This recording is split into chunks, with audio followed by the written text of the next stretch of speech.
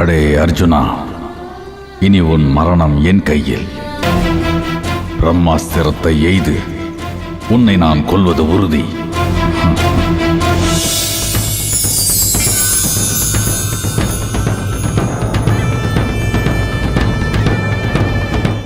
கர்ணா, உன் மகிழ்ச்சியை மண்ணாக்குகிறேன் பார்.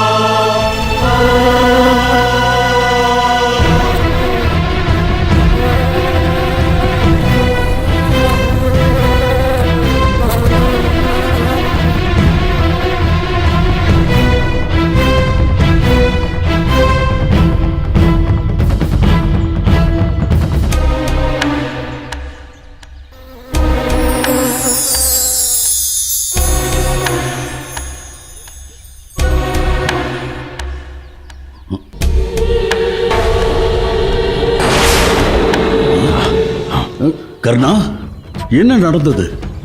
சுவாமி, நீங்கள் அயர்ந்து உறங்கிக் கொண்டிருக்கும் போது வண்டு ஒன்று என் காலை துளைத்தது.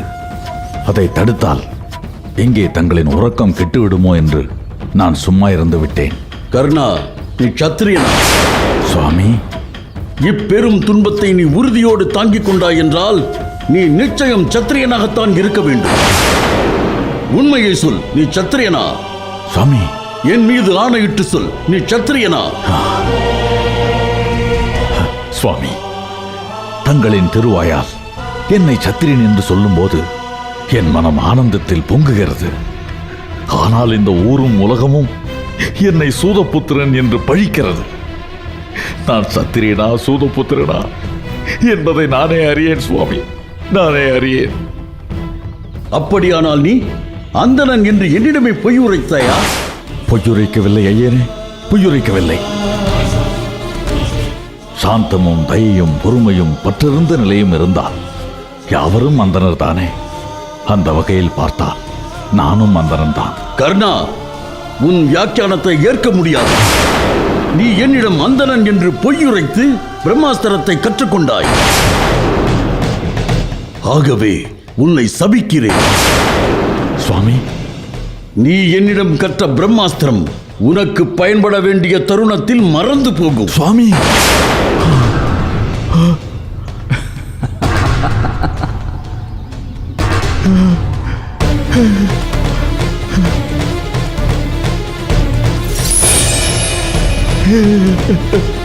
என்னை மன்னித்து விடுங்கள், என்னை மன்னித்து விடுங்கள், என்னை மன்னித்து கர்ணா, உன்னை தவிர வேறு எந்த சத்திரியனும் இதை செய்திருந்தால் நான் அவனை இதே இடத்தில் கொன்றிருப்பேன். நீ என் பிரியத்துக்குரிய சீடன். ஆகையால் உன் மீது நான் கருணை கொண்டேன். இங்கிருந்து உடனே சென்றுவிடு. சுவாமி, நான் அந்தணன் என்று பொய்யுரைத்தது உண்மை. ஆனால் தங்களுடன் இருந்த காலத்தில் நான் அந்தணனாக வாழ்ந்ததுதான் சத்தியமான உண்மை. தயவு செய்து என்னை மன்னித்து ஏற்றுக்கொள்ளுங்கள். என்னை ஏற்றுக்கொள்ளுங்கள் சுவாமி.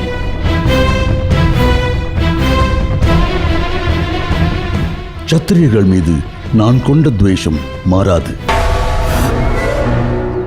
நீ சத்திரியன் இல்லை என்பது உண்மையானால் என் சாபம் பலிக்காது. நீ உண்மையான சத்திரியன் என்றால் என் சாபம் பலித்தே தீரும்.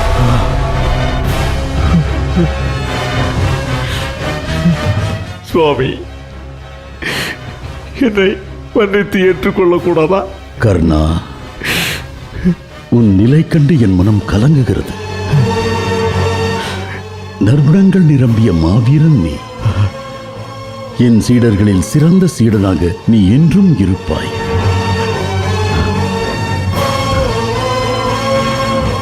என் அன்பின் பரிசாக நான் என்னுடைய தேரையும் பார்கவ அஸ்திரத்தையும் உனக்கே வழங்குகிறேன்.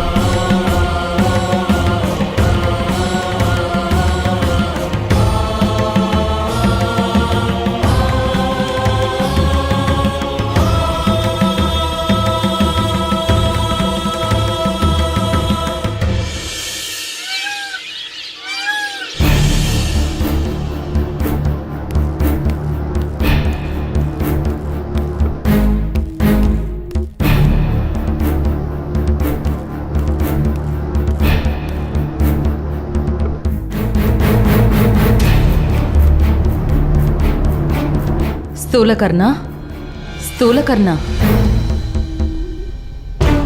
நீ கூறியபடி நான் சரியான காலத்திற்குள் வந்துவிட்டேன். என் பெற்றோருக்கு மீளா துயரை தந்த ஒரு பிரச்சனை தற்காலிகமாக தீர்ந்தது. அந்த வகையில் எனக்கு மகிழ்ச்சியே. உனக்கு நான் கடமைப்பட்டுள்ளேன். கொடுத்த வாக்கை காப்பாற்ற வந்துவிட்டேன்.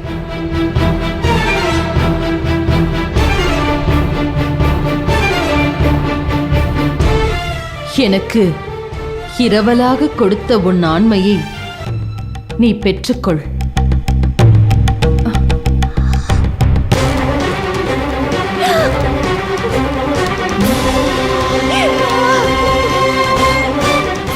ஸ்தூலகர்ணா, எதற்கு அழுகின்றாய்? சிகண்டி, உன் பிரச்சனை தற்காலிகமாக அல்ல, நிரந்தரமாக தீர்ந்து விட்டது. என்ன சொல்கிறாய் நீ? என் பிரச்சனை எப்படி நிரந்தரமாக தீரும்? தீரும், ஆனால் என் பிரச்சனை தான் தொடங்கி விட்டது. உனக்கு என்ன பிரச்சனை? ஸ்தூலகர்ணா,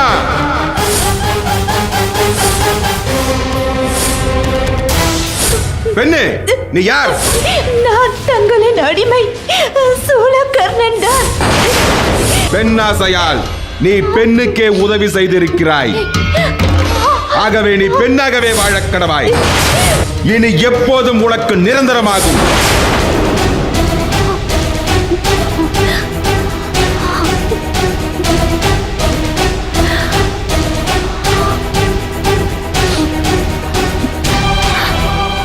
நீ எனக்கு உதவ நல்லெண்ணம் கொண்டாய். ஆனால் உனக்கு என்னால் துன்பம் வந்து சேர்ந்ததே. இதை எண்ணும் போது வேதனையில் துடிக்கிறது என் மனம்.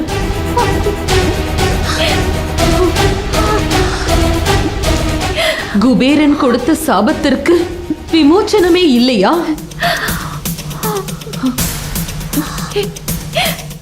கூறு ஸ்தூலா, இந்த சாபத்திற்கு விமோச்சனம் உண்டா இல்லையா? உண்டு. பிறகு எதற்கு அழுகின்றாய்?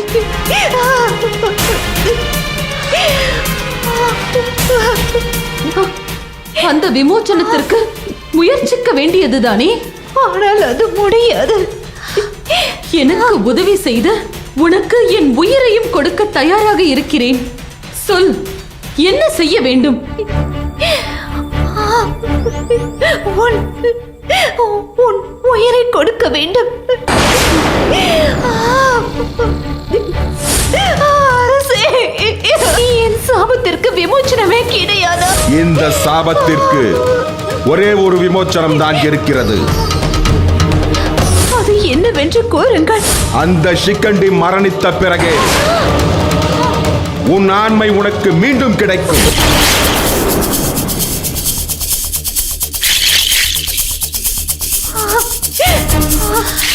எனக்காக உதவ நினைத்த நீ உன் ஆண்மையை இழந்து நிற்கின்றாய். உன் ஆண்மையை மீண்டும் உனக்கே தருவதுதான் தர்மம்.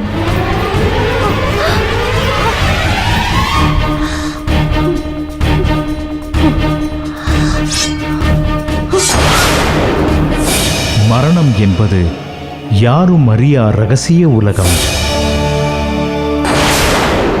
தற்கொலையால் கிடைக்கும் விடுதலை நிரந்தரமானதல்ல என்பதை உன்னை போன்ற கோழைகள் புரிந்து கொள்ள வேண்டும்.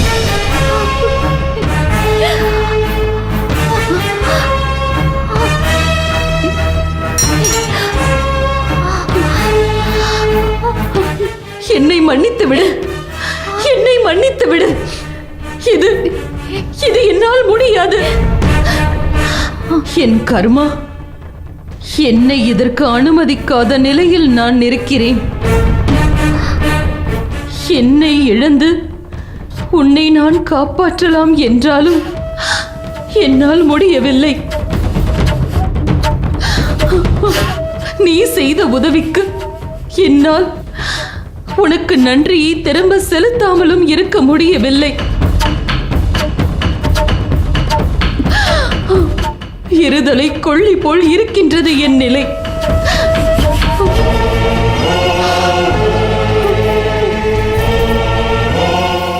சிகண்டி, நீயும் நானும் இந்த நிலைமைக்கு ஆளானது நமது கர்ம வினை. நம்மை ஆட்டுவித்தது அந்த இறைவன். நீ பெண்ணாக பிறந்து ஆணாக வளர்க்கப்பட்டதின் உள் நோக்கமும் அந்த ஈசனின் செயலே. நீ வணங்கும் ஈசனே உனக்கு என் மூலம் வரம் தந்ததாக நான் எண்ணிக்கொள்கிறேன். நீ புறப்பட, உன் லட்சியம் நிறைவேற என் ஆசிகள்.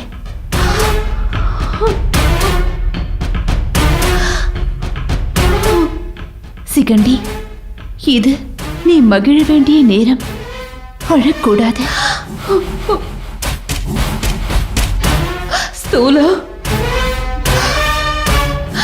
நான் ஆணாக உருமாறியதை நினைத்து மகிழ்வதா? எனக்கு உதவிய உனக்கு இப்படி பெண்மை நிரந்தரமானதை எண்ணி அழுவதா என்று எனக்கு புரியவில்லை. இந்த விதியின் விசித்திரத்தை நினைத்தால் வியப்பாக இருக்கின்றது. நீ துயரப்படுவதற்கு ஏதும் இல்லை. எந்த மனிதனுக்கும் ஆணாகவும் பெண்ணாகவும் வாழ்வதற்கு வாய்ப்பு கிடைக்காத அந்த வாய்ப்பு நம் இருவருக்கும் கிடைத்திருக்கிறது. அதற்காக நாம் மகிழ்ச்சி அடைவோம். துன்பத்தை சுமந்து தெரிந்த எனக்கு இன்பத்தை நல்கிறாய். உன்னிடத்தில் ஆண்மையை அபகரித்து செல்வது போல் ஒரு பக்கம் துன்பமும் இருக்கிறது. என் லட்சியம் ஈடேற இந்த ஆண்மை தேவை என்பதால் எனக்கு மகிழ்ச்சியும் பொங்குகின்றது. ஆணும் பெண்ணும் கலந்து நிற்கும் நான் நிறைந்த துக்கத்தோடும் நீங்காத மகிழ்ச்சியோடும் செல்கின்றேன். உன் லட்சியம் ஈடேற எனது வாழ்த்துக்கள். நீ புறப்பட. நான் என்ன பாவம் செய்தேன்? நான் செய்த பாவங்கள் என் செல்வங்களை துரத்துகிறதே. 2 லட்சியத்தோடு 2 புத்திரிகளை பெற்றேன். இருவரும் வனத்திலே மடிகிறார்கள். சிகண்டிக்கு இடையில் கிடைத்த வாழ்வும் அற்ப காலத்தில் முடிவடைந்து விட்டது. ஒரு வகையில் நான் சிகண்டியை பெற்றதற்காக பெருமைப்படுகிறேன். தன்னை நம்பியவருக்கு துரோகம் செய்யக்கூடாது என்ற எண்ணத்தில் தன் ஆண்மையை துறக்க ஓடினாள். கபடமும் சூதும் வஞ்சகமும் நிறைந்த இந்த உலகில் அவளது நேர்மைக்கு என்ன பரிசு கிடைக்கப் போகிறது?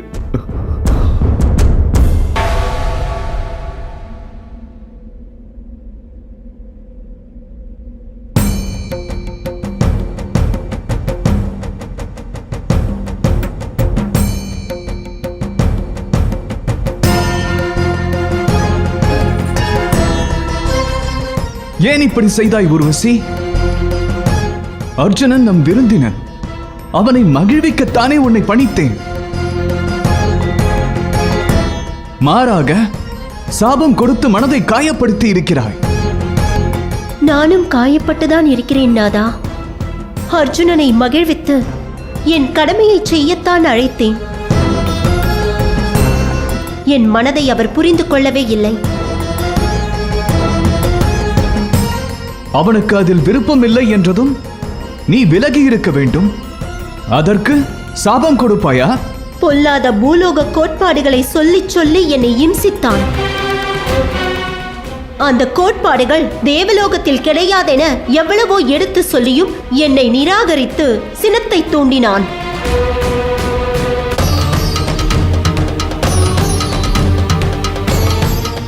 தேவலோக சட்டத்திட்டங்கள் வேறு, பூலோக சட்டத்திட்டங்கள் வேறு. அர்ஜுனன் வரம் பெற்று சொர்க்கம் வந்திருந்தாலும் அவன் ஒரு மானுடன். மானுடர்கள் உறவு சங்கிலியில் சிக்கித் திளைப்பவர்கள். அவனால் சட்டென்று மனதை மாற்றிக்கொண்டு நம் சட்டங்களை ஏற்றுக்கொள்ள முடியாது. அர்ஜுனன் சாபத்தோடு இங்கிருந்து திரும்புவதை நான் விரும்பவில்லை. நடந்ததை மறந்து சாபத்தை திரும்ப பெற்றுக்கொள். எப்படி நாதா அது சாத்தியமாகும்? சாபம் என்பது ஒரு வழி பாதை பயணமாயிற்றே. அதை திசை திருப்ப முடியுமே அன்றி திரும்ப பெற முடியாது என்பது தாங்கள் அறிந்ததுதானே? சாபத்துக்கு விலக்குகளும் விமோசனங்களும் உண்டே. சினம் தணிந்து அதை நீ உரைக்கலாமே.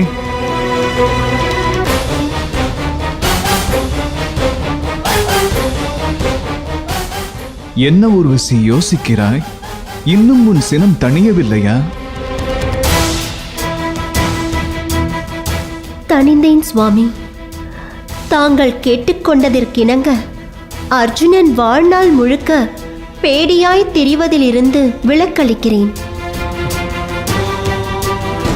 ஓராண்டு காலம், அதுவும் அர்ஜுனன் விரும்பும் காலத்தில் சாபத்தை அனுபவித்துக் கொள்ளலாம். நன்றி தாயே. தங்களின் சாபத்தால் மிகவும் மனமுடைந்திருந்தேன். சாபத்திலிருந்து விலக்களித்து காலம் குறைத்தமைக்கு மிக்க நன்றி தாயே, மிக்க நன்றி. ஊர்வசி, என்னுடைய வேண்டுகோளுக்கு நீ செவிசாய்த்தது மிக்க மகிழ்ச்சியை தருகிறது. அர்ஜுனா, ஓராண்டு காலம், அதுவும் நீ விரும்பும் காலத்தில் ஊர்வசி தந்த சாபத்தை நீ அனுபவித்தால் போதும். அது நன்மைக்கே என்று நீ நினைத்துக்கொள். தந்தையே, தாங்கள் கூறுவது எனக்கு புரியவில்லை. வனவாசம் முடிந்து ஓராண்டு காலம் அஞ்ஞாத வாசத்தில் ஊர்வசியின் சாபம் உனக்கு உதவும். அஞ்ஞாத வாசத்தில் மறைந்து வாழ்வதென்பது உன் சகோதரர்களுக்கு சுலபமான காரியம். ஆனால் உனக்கது சிரமமான காரியம்தான். ஏனெனில் நீ வீரன். தீங்கை கண்டால் உன்னால் பொறுத்துக் கொள்ள முடியாது. சட்டென்று சினமாகி வெளிப்பட்டு விடுவாய். அப்படி நிகழாமல் இருக்க ஊர்வசியின் சாபத்தை நீ பயன்படுத்திக் கொள்ளலாம். தீமையிலும் நன்மையை உணர்ந்தேன். மனம் சாந்தமாயிற்று தந்தையே. அர்ஜுனா, உனக்கான கடமைகள் இங்கு நிறைய இருக்கின்றது. அதை முடித்து நீ பூலோகம் திரும்பும் போது உனக்கான அஸ்திரங்களை நான் தருகிறேன். நல்லது தந்தையே, கடமையாற்ற காத்திருக்கிறேன். என்னை வழி நடத்துங்கள். தேவலோக எதிரிகளை வதைப்பதுதான் உன் முதல் கடமை. தயாராக இரு. நல்லது தந்தையே. வா.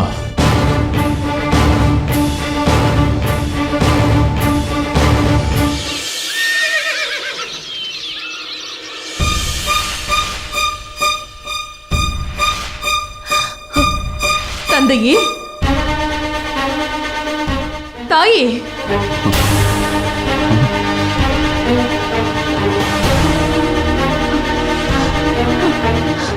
என் நேர்மைக்கு பரிசு கிடைத்து விட்டது.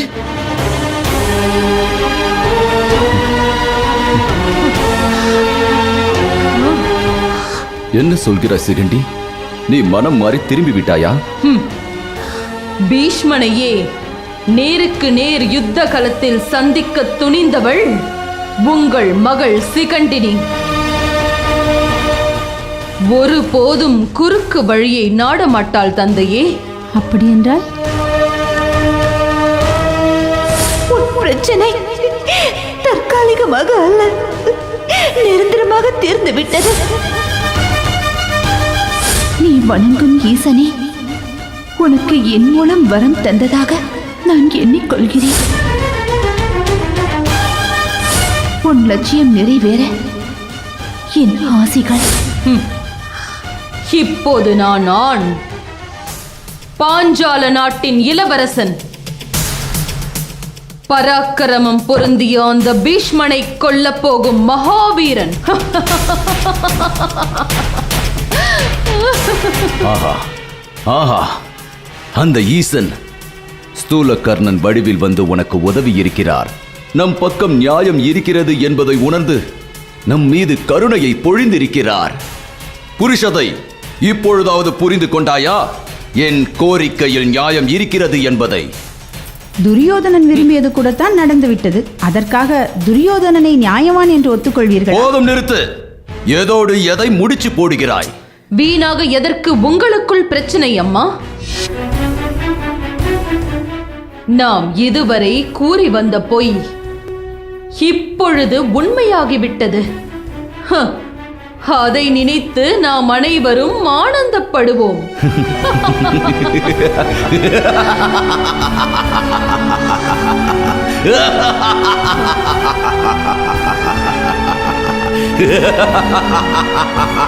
பீஷ்மணனை கொல்லாமல் என் ஆவேசம் அடங்காது. அந்த பீஷ்மன் இறைவனே ஆனாலும் எனக்கு கவலை இல்லை. அந்த பீஷ்மனை கொல்லாமல் நான் விட மாட்டேன்.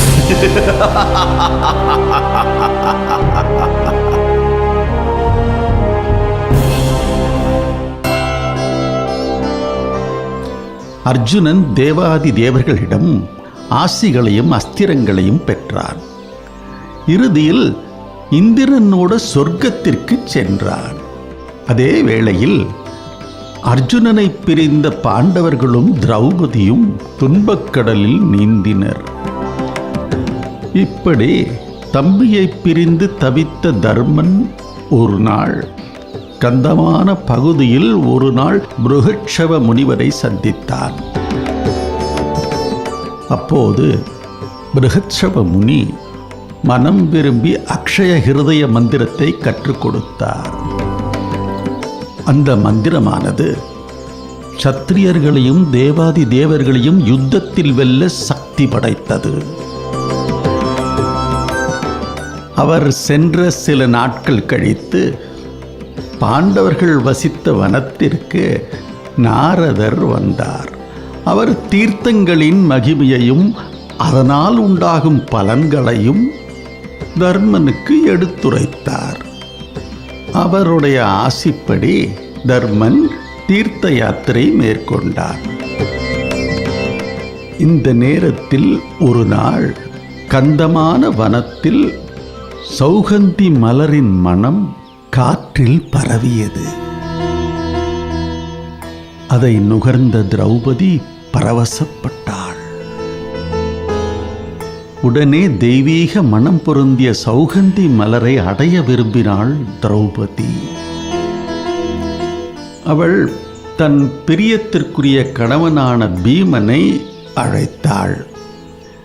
தனக்கு காட்டையே கிறங்க வைத்த சௌகந்தி மலர் தனக்கு வேண்டும் என்று விரும்பினாள். தன் பத்தினியின் ஆசையை நிறைவேற்ற பீமன் சௌகந்தி மலரை தேடி புறப்பட்டான்.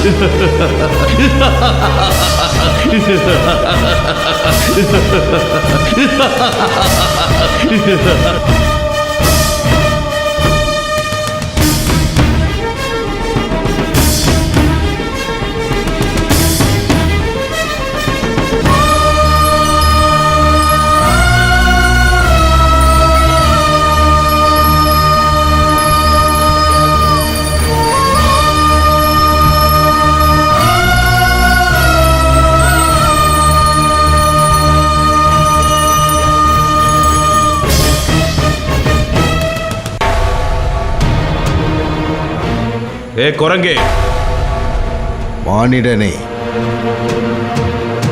இந்த கதலி வனத்திற்கு வருவதற்கு தேவர்களும் மஞ்சுவார்கள், அசுரர்களும் மஞ்சுவார்கள். யாரடா நீ?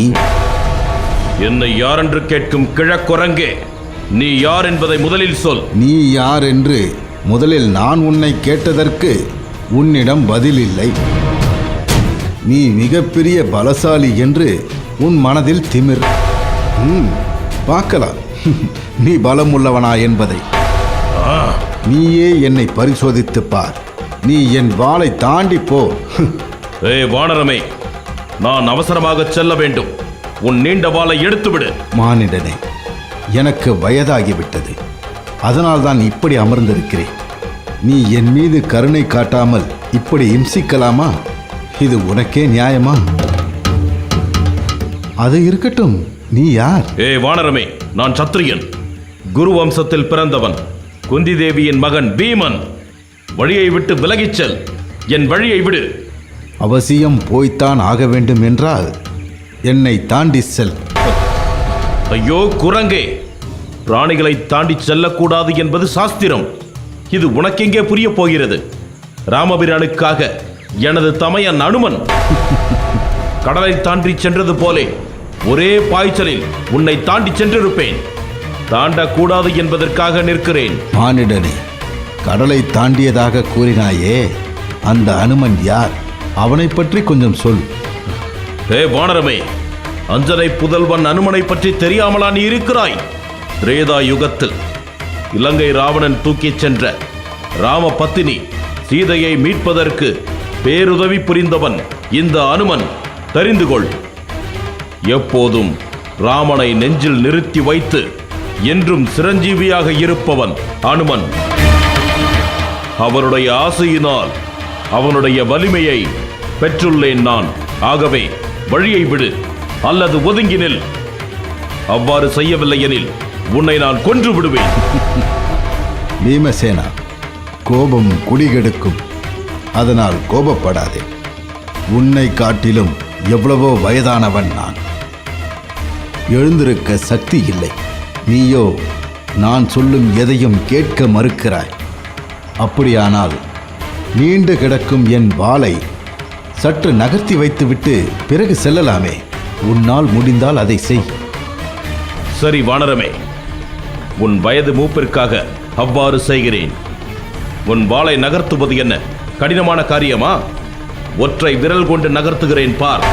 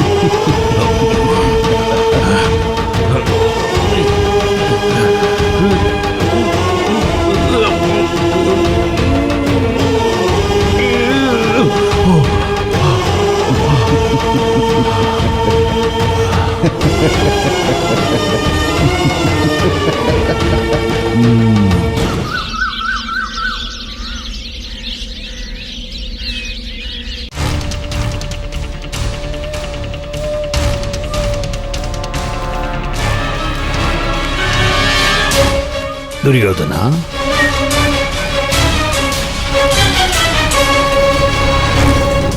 துரியோதனா,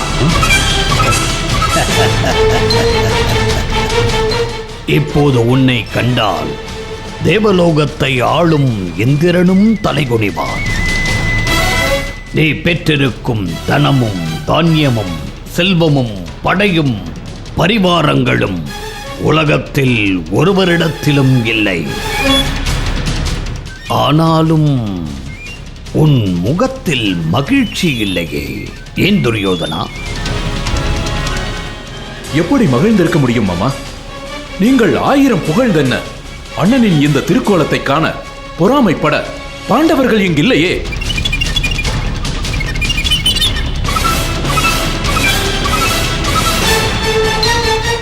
பாண்டவர் காட்டிலே, நாம் நாட்டிலே நாம் அனுபவிக்கும் இன்பங்களை எதிரி காண முடியவில்லையே, அதில் என்ன பயன் இருக்கிறது?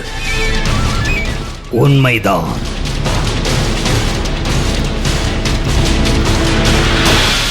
ருத்திரர்கள் மத்தியில் யமன் போலவும், தேவர்கள் மத்தியில் இந்திரன் போலவும், நட்சத்திரங்கள் மத்தியில் சந்திரன் போலவும், கௌரவர்கள் மத்தியில் நீ ஜொலிக்கின்றாய்.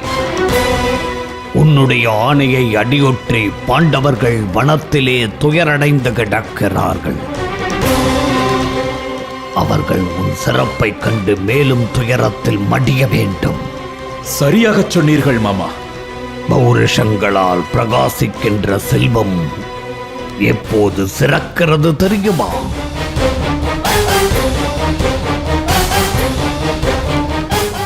அது பகைவர்களிடத்தில் பெரும் ஏக்கத்தை உண்டாக்கும் போதுதான்.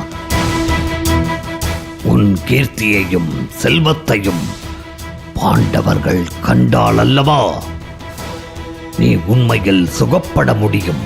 மாமா, அதற்கு ஏதேனும் வழி இருந்தால் சொல்லுங்களேன். தர்மன் வாக்கு மீற மாட்டான். 13 வருடம் முடியாமல் அத்தினாபுரம் வரமாட்டான். அதனால் பாண்டவர்களும் வரமாட்டார்கள். அப்படியானால் என் சந்தோஷங்களை எதிரிகள் காண முடியவில்லையே என்ற ஏக்கத்தில் இருந்து என்னால் மீளவே முடியாதா மாமா?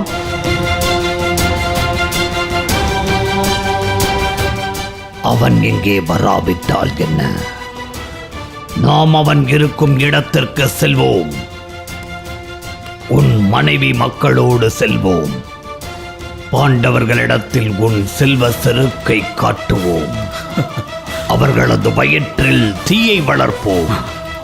அற்புதம் மாமா, அற்புதம். மகாலட்சுமிக்கு நிகராக ஆபரணங்கள் பூண்டு நிற்கும் உன் மனைவியை கண்டு திகைப்பாள் திரௌபதி.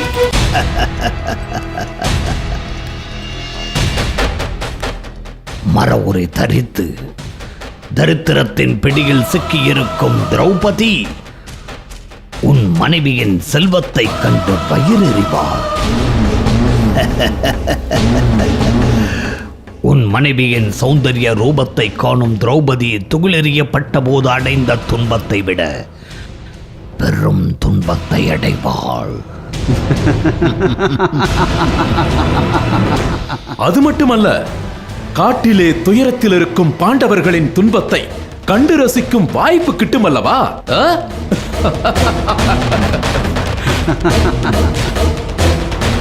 பாண்டவர் படும் துன்பத்தை நேரில் காணும் பாக்கியம் கிடைத்தால் நான் பேரின்பம் அடைவேன்.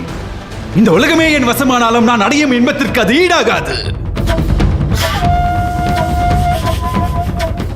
ஆனால் நான் கானகத்திற்கு செல்ல தந்தை அனுமதிக்க மாட்டாரே. அதற்கு நான் பொறுப்பு. அரசர் திருதராஷ்டிரரை இதற்கு சம்மதிக்க வைக்க ஒரு வழி இருக்கிறது. என்ன வழி மாமா?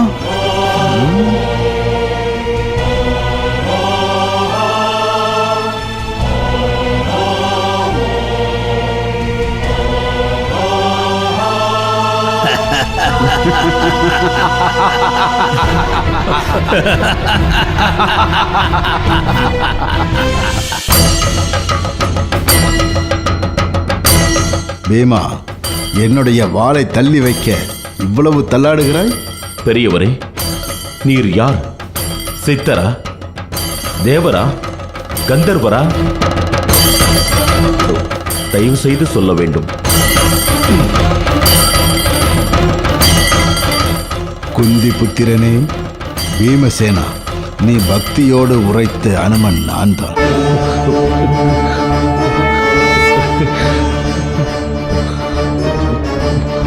மருதி அண்ணலே, என் இனி அண்ணனே, உம்மை எதிர்பாராத இந்த இடத்தில் கண்டதற்கு காரணம் நான் முன் செய்த நல்வினையேயாகும். என்னை காட்டிலும் பாக்கியசாலிகள் வேறு யாரும் இல்லை. பெருமானே, அன்று ராமபிரான் பொருட்டு கடலை தாண்டும் போதும், அசோகவனத்தில் சீதா பிராட்டியார் முன் இருந்த போதும் தாங்கள் எடுத்த அந்த விஸ்வரூபத்தை அடியேன் தரிசனம் செய்து ஆனந்தம் கொள்ள அருள வேண்டும்.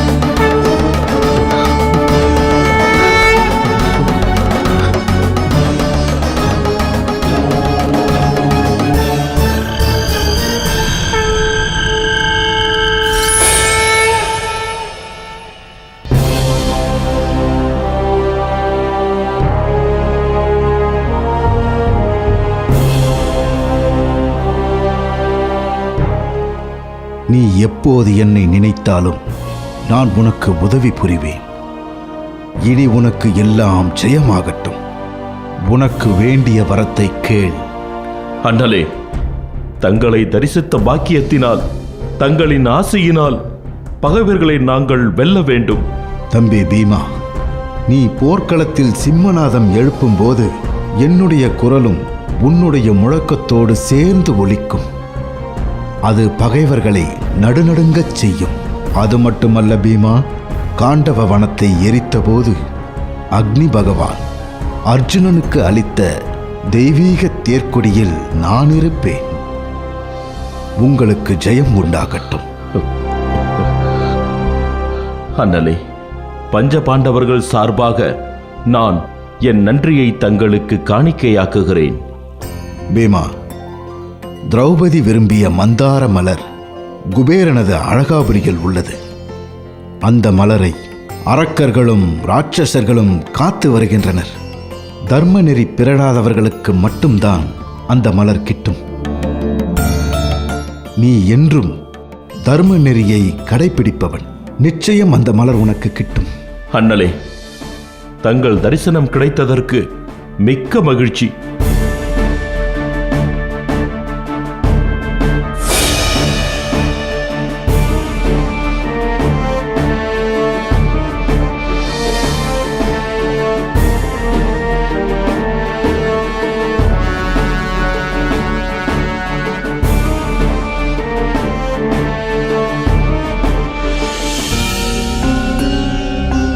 அப்போது இந்திரன் தன் பரம சத்ருக்களான நிவாத கவசர்களைப் பற்றி கூறினான்.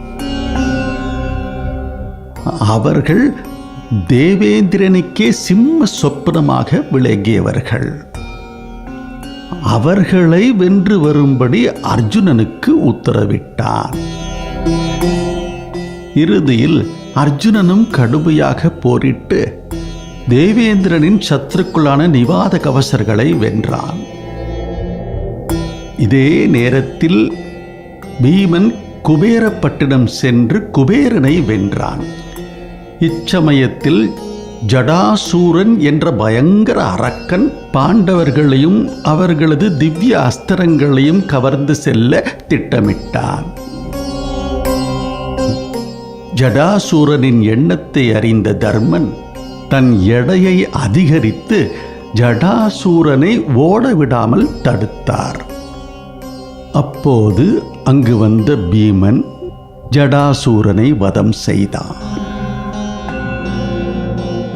இந்திரலோகம் சென்ற அர்ஜுனன் சிவனிடம் இருந்து பெற்ற பாசுபதாஸ்திரம், இந்திரனிடம் இருந்து பெற்ற வஜ்ராயுதம், யமனிடம் இருந்து பெற்ற தண்டம் என அரிய அஸ்திரங்களோடு பாண்டவர்கள் வசித்த வனத்திற்கு திரும்பினான் அர்ஜுனன்.